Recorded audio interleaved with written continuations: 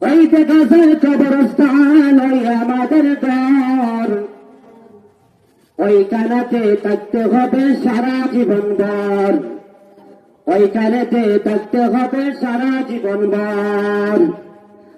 ও কবর তুই চাস কি টাকা পয়সা নেসনি, শুধু ঘুষ খাসনি? কবর বলে না,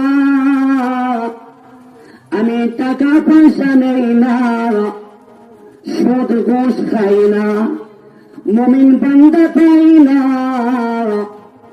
একজন যদি মুমিন বান্দা পাই, সাথে সাথে আল্লাহ তাআলার হুকুমে ওই মুমিন বান্দার জন্য আমি জান্নাতের বাগান হয়ে যাই। সুবহানাল্লাহ।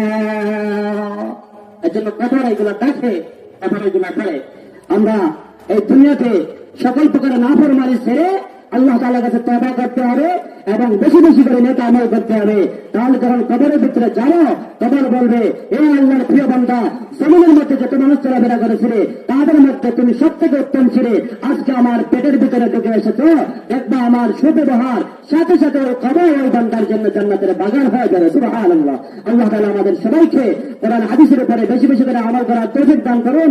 সকল প্রকার গুনাহ থেকে বেঁচে থাকার, বেশি বেশি করে তওবা ইস্তেগফার করার এবং বেশি বেশি করে নেক আমল করার, জিকির আজকার করার তৌফিক দান করুন। আমিন।